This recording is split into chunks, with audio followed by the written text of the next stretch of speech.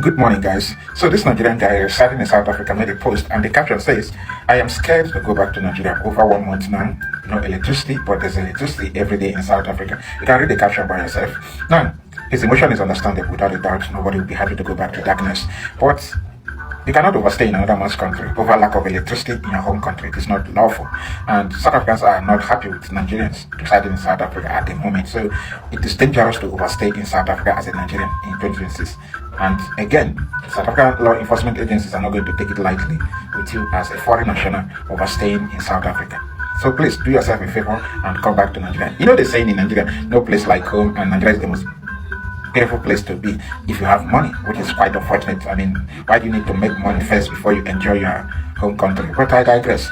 For the past 20 years now, Nigerians have been complaining for lack of stable electricity in the country, and the government is not doing anything about it because Nigerians lack the collective will to demand for stable electricity in the country. And the government of Nigeria, they are aware of this. Nigerians are the easiest people to brainwash, manipulate, and deceive. Provide Nigerians with bare minimum and they will move on. Okay? So this is not leadership problem. It is based on the fact that Nigerians lack the collective will to demand for basic things that other Africans are enjoying. 247 electricity, we don't have that in Nigeria. This is why Nigeria is called the generator republic. Nigerians are known for their use of generator. It actually affects our communication pattern. We shout unnecessarily. So at the end of the day, the problem here is our ability to adapt to this functionality. A Nigerian would rather save money to buy generator or solar panel than demand for stable electricity from the government. But you are paying tax. You are a citizen. It is a fundamental right to enjoy basic things like stable electricity. Anyways, it is what it is. But shall return back to Nigeria. Don't stay in South Africa. Please. And it is not a fair comparison in 2026 to compare Nigeria and South Africa. Firstly, it is a known fact that South Africa is one of the most advanced nations on earth. Nigeria is not even in top 5 in Africa. If South Africa is located in Europe, you pay huge amount of money to travel to South Africa. The problem here is that South Africa is located in a continent where the rest of the world likes to downplay. But Johannesburg is as important as London to the global financial system. So South Africa is a very, very important nation. South Africa contributes massively to global peace and economy. And this is not to say Nigerians are not important or Nigeria as a country is not important. But we are more like a disappointment to the rest of the world because we have the potential. Nigeria is blessed with resources. We have the manpower. But there's nothing to show. There should be no any African country that will come close to Nigeria if we utilize our creativity, our talent, our manpower, our resources in the right way. Unfortunately, we are mismanaging everything, which is why Nigeria is not progressing. You cannot compare Nigeria to South Africa. You cannot compare the standard of living of South Africans and Nigerians. Development-wise, South Africa is ahead. Infrastructure, healthcare system, educational system, South Africa is ahead. Like I said earlier, the problem here is that South Africa is located in a continent where the rest of the world likes to downplay. If South Africa is located in Europe, South Africa will be compared to Scotland, Luxembourg, Finland, Spain, Portugal, and the rest. Italy, Croatia, Poland. If South Africa is located in Asia, you will compare South Africa to China, South Korea, Singapore, Japan, or Kuwait, Oman, Saudi Arabia. South Africa is better than India. South Africa is more developed than Pakistan, Bangladesh, Sri Lanka. The only African country that is close to South Africa when it comes to development is Mauritius. Then Kenya. When it comes to West Africa, you can give that to Ghana. But Nigeria is not number one in West Africa when it comes to development, standard of living, quality of life. Yes, Ghana is ahead of Nigeria in many areas of development. But that is not the story here. I'm just saying. We need to give South Africa more accolade. The problem here is that a black man is in charge of South Africa and the Western media coverage is doing serious damage to South Africa.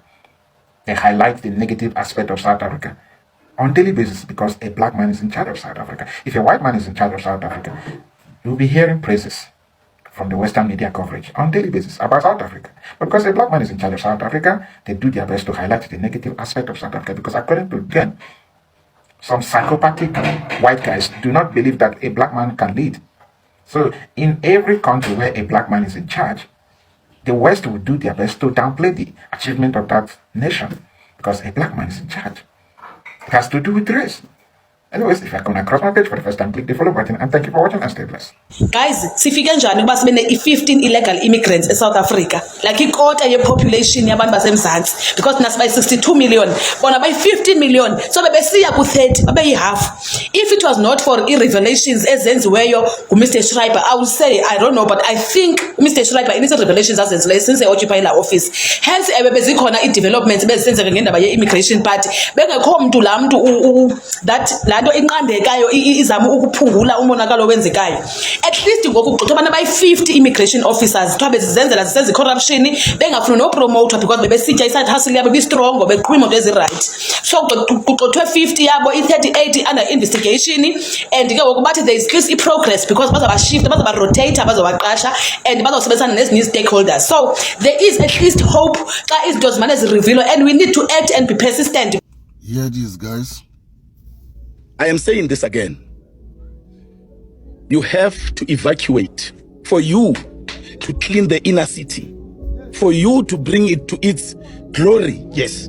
To its former glory. Yes. You have to get rid of illegal immigrants. Number one. You have to make sure that the buildings return to their owners. Number two. You have to make sure that the buildings of the city returns to government, and government partners with the private sector to renovate those buildings without removing the criminals there, the criminal syndicates.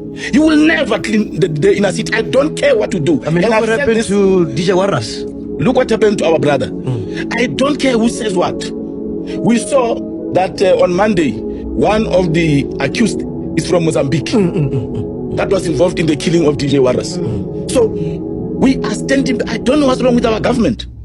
I don't know what's wrong with the police and the army. 600 families have been displaced in Randfontein by illegal immigrants stealing our gold. Government has not even moved in. Instead, they are going to the displaced families. Where are we taking you? Are they dealing with the problem? No. They are dealing with the effects of the problem. But let me tell you why the inner city has been like this. It was allowed to be like that because people are eating. Because people are being paid. Oh, wow. This is a multi-billion rands crime that is being committed in the inner city, in the neighboring buildings, suburbs, Hillbrow, Orange Grove, Newville, Perea. Yeah. It went to a certain field. We saw now it's in Branston. Branston. That house. Yeah. Because our laws, the laws of the country, and as the PA, we are going to propose a motion to amend the property law. Because as the property law stands, it was protecting legal tenants from not being evicted illegally. That's what it was doing.